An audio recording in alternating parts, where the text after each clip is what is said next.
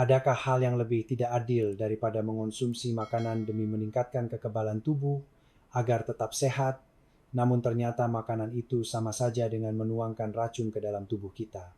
Ini adalah kisah Bapak Budi berusia 72 tahun yang datang menemui saya bulan lalu. Bapak Budi adalah seorang pensiunan kepala sekolah SMA, jadi beliau sangat disiplin dalam menjaga kesehatan sehari-hari. Beliau memiliki prinsip yang kuat untuk sebisa mungkin menghindari obat-obatan kimia dan menyembuhkan tubuh dengan bahan-bahan alami dari alam. Hobi favorit beliau adalah mendaki gunung. Setidaknya 3 kali seminggu beliau pasti mendaki gunung terdekat, dan setiap kali mendaki ada satu hal yang selalu beliau bawa dengan hati-hati di sisi tas ranselnya. Itu adalah teh jahe yang dibuat dari sirup jahe kental buatan sendiri. Beliau sering berkata seperti sudah menjadi kebiasaan, saat sampai di puncak gunung dan keringat mulai mengering, minum secangkir teh jahe yang panas dan pedas membuat hangat menjalar ke seluruh tubuh dan rasa lelah hilang seketika. Namun entah sejak kapan, gejala aneh mulai muncul pada Pak Budi. Awalnya beliau merasa tenggorokannya agak gatal dan kering. Lama-kelamaan suaranya mulai serak hingga akhirnya terdengar seperti suara logam pecah, dan suaranya berubah sedemikian rupa hingga beliau sulit berbicara. Pak Budi tentu saja berpikir beliau hanya sedang flu atau pita suaranya melemah karena faktor usia. Jadi, apa yang beliau lakukan? Beliau justru mengonsumsi jahe yang katanya bagus untuk tenggorokan dengan lebih pekat dan lebih sering. Segelas begitu bangun tidur di pagi hari, segelas saat mendaki gunung, dan segelas lagi sebelum tidur. Akhirnya, ketika suaranya hilang sama sekali, Pak Budi menjadi sangat ketakutan dan datang menemui saya dengan kekhawatiran apakah beliau terkena kanker laring tenggorokan. Saat saya, Dr. Agus Setiawan, memeriksa bagian dalam tenggorokan dan kerongkongan Pak Budi menggunakan endoskopi, saya sangat terkejut. Dari pintu masuk kerongkongan hingga laring semuanya merah dan luka serta pita suaranya bengkak parah. Itu bukan kanker. Penyebabnya adalah teh jahe yang selama ini rajin dikonsumsi Pak Budi demi kesehatannya. Bapak dan Ibu sekalian, apakah ini terdengar seperti masalah orang lain? Di antara Anda yang sedang menonton video ini, pasti ada yang memiliki kebiasaan mengonsumsi teh jahe karena tangan dan kaki sering dingin, pencernaan tidak lancar, atau merasa ada gejala flu. Jahe memang benar adalah bahan berharga pemberian Tuhan. Dalam pengobatan tradisional pun jahe tercatat sebagai obat hebat yang menghilangkan hawa dingin dalam tubuh dan membantu pencernaan. Namun, sebaik apapun ginseng atau jahe, jika dikonsumsi tidak sesuai dengan kondisi tubuh atau dimakan bersamaan dengan makanan yang bertentangan, kontraindikasi itu bukan lagi obat, melainkan racun. Terutama bagi para orang tua lansia usia 60-an dan 70-an yang dinding pertahanan tubuhnya mulai melemah. Cara konsumsi jahe yang salah ibarat menempelkan api panas ke kulit yang tipis. Gejala yang dialami Pak Budi adalah penyakit reflux laryngofaring (LPR) yang khas. Asam lambung naik, menyembur ke atas melewati kerongkongan dan membakar hingga ke tenggorokan dan pita suara. Yang mengejutkan, pemicu utamanya justru adalah jahe. Hari ini saya akan menjelaskan kepada Anda secara rinci apa penyebab utama yang merusak kerongkongan Pak Budi dan apa saja 3 kombinasi makanan terburuk yang bisa meledakkan lambung jika kita makan bersamaan dengan jahe tanpa sadar. Saya tidak hanya sekadar melarang Anda memakannya. Saya akan merangkum dengan jelas rahasia, cara mengonsumsinya, agar khasiat luar biasanya tetap terjaga, namun lambung tetap terlindungi dan aman tanpa efek samping, yaitu cara mengubah racun menjadi obat. Jika Anda terbiasa menikmati kopi menyertakan jahe saat makan daging atau menyukai makanan pedas, pembahasan hari ini bukan sekadar pilihan, melainkan hal yang wajib Anda ketahui. Jika Anda memiliki salah satu dari 3 kebiasaan ini, lambung Anda mungkin sedang menjerit tanpa suara sekarang. Cerita yang akan saya sampaikan mulai sekarang adalah persis seperti yang didengar Pak Budi di ruang praktik saya, yang membuatnya menepuk lutut karena menyesal. Jika Anda menonton video ini sampai habis, Anda tidak akan lagi terombang-ambing oleh informasi kesehatan yang salah yang beredar di TV atau internet. Dan mulai besok, Anda akan bisa mempraktekkan metode kesehatan sejati yang benar-benar menyelamatkan tubuh Anda.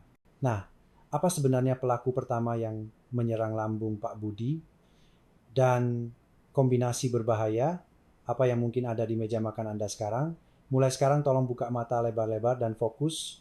Sebelum masuk ke pembahasan utama, jika Anda menantikan konten hari ini, silakan tekan tombol like suka dan tuliskan 2 kata menyimak di kolom komentar sebagai tanda kesungguhan Anda, maka saya akan lebih bersemangat untuk menjadi pemandu yang bisa diandalkan dalam menjaga kesehatan Anda.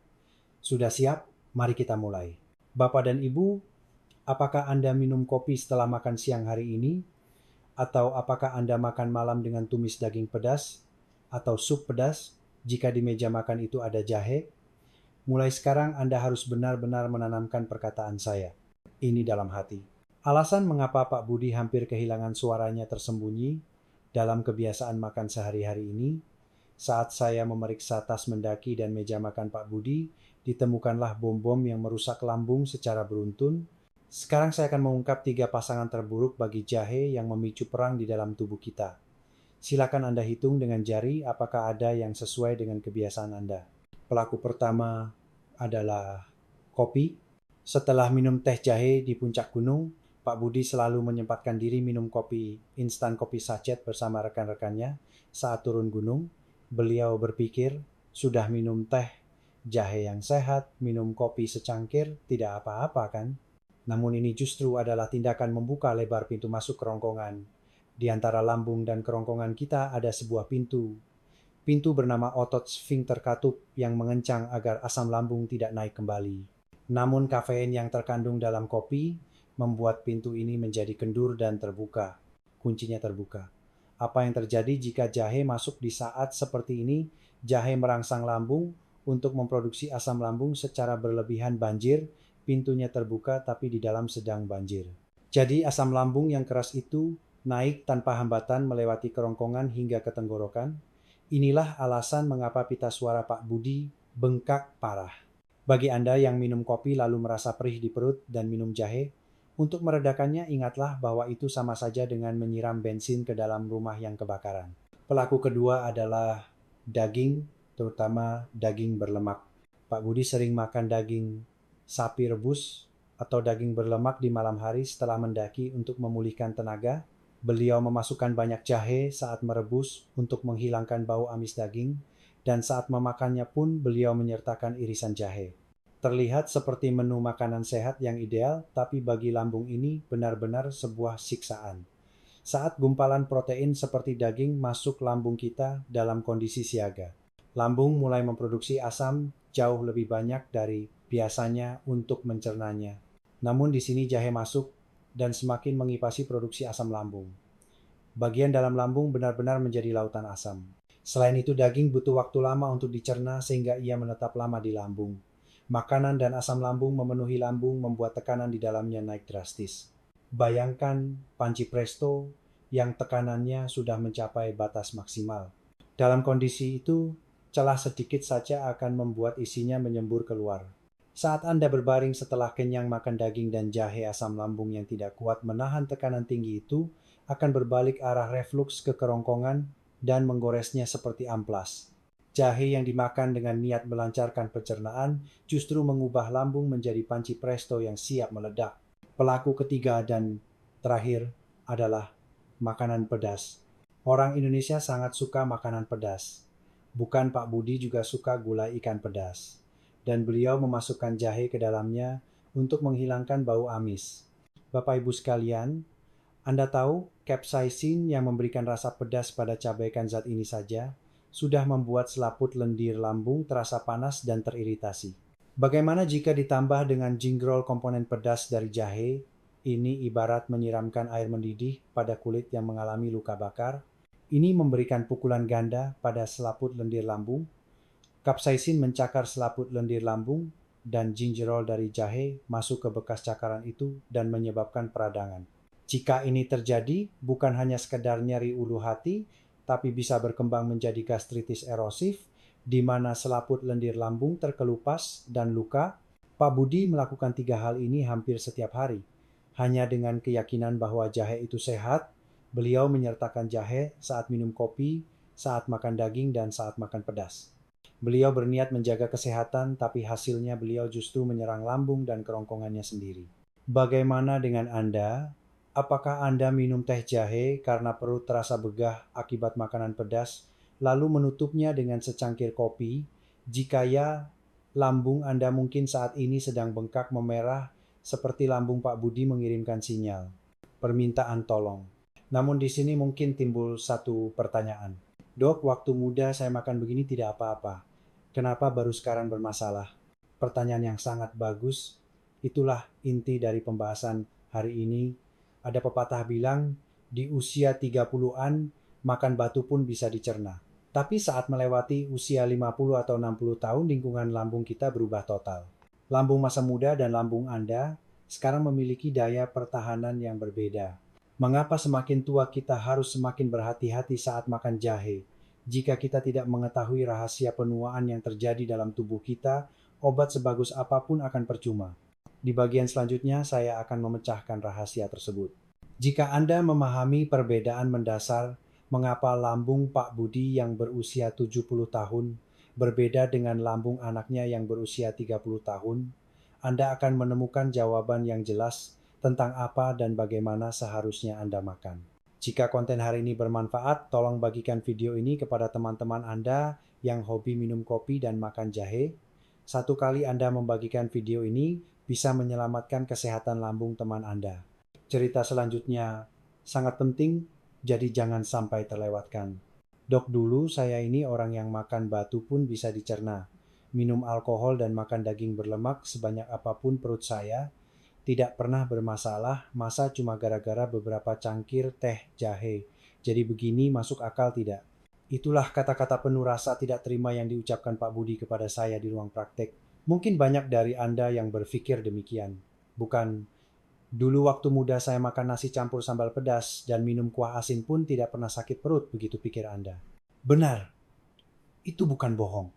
Tapi Bapak Ibu, meskipun hati masih muda, organ tubuh kita menua dengan jujur meski terdengar menyedihkan, fakta krusial yang diabaikan Pak Budi adalah hal ini. Ketebalan dinding pertahanan lambung usia 70-an sangat berbeda dengan usia 30-an. Jika tidak memahami ini makan akar dewa sekalipun, malah bisa bikin sakit. Saya akan berikan perumpamaan dengan pakaian agar mudah dipahami. Saat muda di usia 20 kapaan atau 30 kapaan, selaput lendir lambung kita ibarat sedang memakai jaket kulit yang tebal dan kokoh. Kalau pakai jaket kulit, percikan api sedikit tidak akan terasa panas kan? Makan pedas, makan asin, asam lambung keluar banyak pun lapisan tebal ini menahannya. Makanya saat itu makan jahe mentah atau minum kopi bareng jahe pun, kita cuma bilang, ah, segar dan lewat begitu saja. Tapi apa yang terjadi saat usia lewat 50 masuk 60 dan 70 tahun, selaput lendir lambung kita menipis seperti kulit yang menua. Dalam istilah medis disebut gastritis atrofik. Secara sederhana, jaket kulit tebal tadi sudah dilepas dan sekarang kita hanya memakai kemeja sutra tipis musim panas. Coba bayangkan, kita cuma pakai kemeja sutra tipis, lalu terkena percikan api. Apa yang terjadi? Bajunya langsung leleh dan kulit langsung kena luka bakar kan? Kondisi lambung Pak Budi sekarang persis seperti ini. Lapisan pelindungnya sudah menipis tapi beliau malah melempar bara api yang kuat bernama jahe ke sana. Komponen inti yang memberikan rasa pedas pada jahe adalah gingerol. Gingerol ini aslinya bertugas memacu pergerakan lambung. Saat lambung diam, dia mencolek agar lambung bergerak jadi rasanya pencernaan lancar. Tapi masalahnya, jika berlebihan, jika gingerol mengenai selaput lambung yang sudah tipis rasanya, seperti menyiram alkohol ke luka terbuka. Memberikan rangsangan yang sangat kuat. Ia menggores dinding lambung secara langsung. Ditambah lagi di usia 50 tahun ke atas, kekuatan otot yang mengunci antara lambung dan kerongkongan juga melemah. Seperti karet gelang yang sudah lama ia melar dan tidak bisa menjepit dengan kuat. Selaput lambung menipis sehingga sensitif terhadap rangsangan sementara pintu yang menahan asam lambung agar tidak naik juga sudah longgar. Dalam situasi kacau balau ini, beliau meminum teh jahe pekat setiap hari hanya karena alasan bagus untuk kesehatan. Apakah kerongkongan Pak Budi sanggup menahannya? Ini bukan soal tekad. Ini adalah hukum alam penuaan yang tidak bisa dilawan. Rasa percaya diri, saya masih sehat, saya masih muda, justru bisa menjadi racun.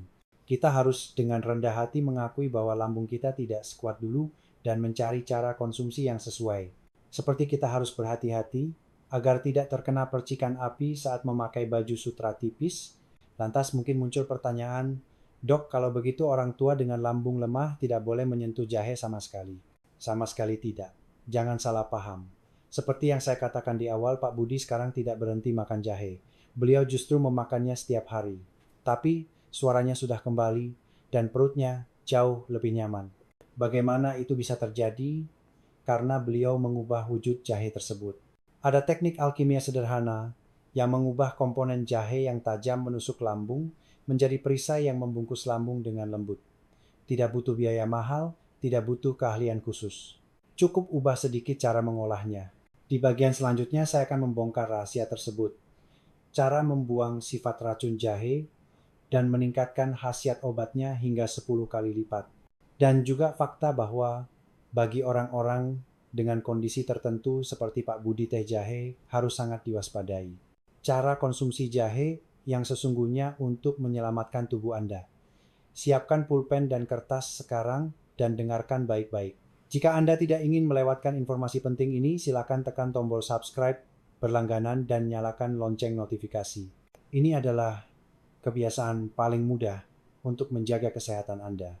Baiklah, saya akan langsung beritahu rahasia ajaib itu. Resep rahasia yang Anda tunggu-tunggu adalah ini. Langkah penentu yang membuat Pak Budi bisa memulihkan lambung dan suaranya tanpa berhenti makan jahe adalah kukusan steamer. Bapak Ibu jangan makan jahe mentah-mentah. Anda wajib mengukusnya. Ini adalah resep terbaik yang saya berikan hari ini. Saat jahe dikukus dan dikeringkan, terjadi perubahan kimiawi yang menakjubkan di dalamnya. Tadi saya sebutkan komponen pedas yang menyerang lambung adalah gingerol kan? Nah, jika jahe ini terkena uap panas dikukus, gingerol yang keras itu berubah wujud menjadi komponen bernama shogaol. Shogaol ini benar-benar zat yang hebat. Rangsangan yang menusuk lambung hampir hilang sepenuhnya, sementara efek antioksidan yang meningkatkan suhu tubuh dan kekebalan tubuh meningkat 10 kali lipat dibandingkan jahe mentah. Bayangkan, ini seperti proses melatih kuda liar yang tak terkendali menjadi kuda pacu unggulan yang terlatih. Yang harus dikonsumsi Pak Budi bukanlah kuda liar yang mengamuk, melainkan kuda pacu yang berlari setia untuk tuannya. Cara membuatnya tidak sulit. Catat sekarang juga. Cuci bersih jahe lalu iris tipis setebal 2 mm bersama kulitnya. Saat kukusan sudah mengeluarkan uap, masukkan irisan jahe dan kukus hingga matang selama sekitar 30 menit. Angkat jahe yang sudah dikukus lalu angin-anginkan atau jemur sampai kering mengeras, kenyal. Bahan inilah yang dalam pengobatan tradisional disebut jahe kering atau dalam TCM disebut ganjiang. Jika ini direbus menjadi teh, Anda sedang meminum obat sungguhan yang membuat perut nyaman dan tubuh hangat. Namun sebaik apapun kuda pacu, kalau tidak tahu cara menungganginya, kita bisa jatuh dan terluka. Patuhi 2 prinsip konsumsi ini. Prinsip pertama, jangan pernah saat perut kosong. Ada orang yang minum teh jahe pagi hari saat bangun tidur sebagai pengganti air putih itu, sama saja melempar bom ke lambung sendiri. Wajib diminum di tengah makan atau maksimal 30 menit setelah makan. Makanan harus menjadi bantalan buffer di dalam lambung agar khasiat jahe bisa diserap dengan lembut. Prinsip kedua, jaga takarannya. Jumlah yang tepat sehari adalah 4 gram jahe kering, kira-kira seukuran 1 ruas jempol tangan. Jika Anda mengonsumsinya dalam bentuk bubuk 1 sendok teh per hari, sudah sangat cukup. Mengonsumsi banyak tidak berarti makin sehat. Justru hanya membebani lambung. Dan mulai sekarang adalah bagian yang sangat penting. Jika Anda termasuk dalam 3 kategori yang akan saya sebutkan ini, mohon maaf, Anda tidak boleh mengonsumsi jahe, baik dikukus maupun jemur. Bagi Anda jahe itu sendiri bisa menjadi racun. Penderita batu empedu. Jahe sangat kuat memicu produksi cairan empedu. Jika ada batu yang menyumbat pintu keluar kantung empedu, lalu cairan empedu dipaksa keluar, apa yang terjadi? Sama seperti memencet balon yang mulutnya diikat. Tekanan dalam kantung empedu naik drastis, bisa menyebabkan nyeri hebat hingga harus masuk UGD atau parahnya kantung empedu bisa pecah. Orang yang mengonsumsi obat pengencer darah atau antikoagulan. Banyakan yang minum aspirin warfarin atau clopidogrel kandungan gingerol dan shogaol dalam jahe memiliki efek mengencerkan darah. Jika dimakan bersama obat tersebut, darah menjadi terlalu encer.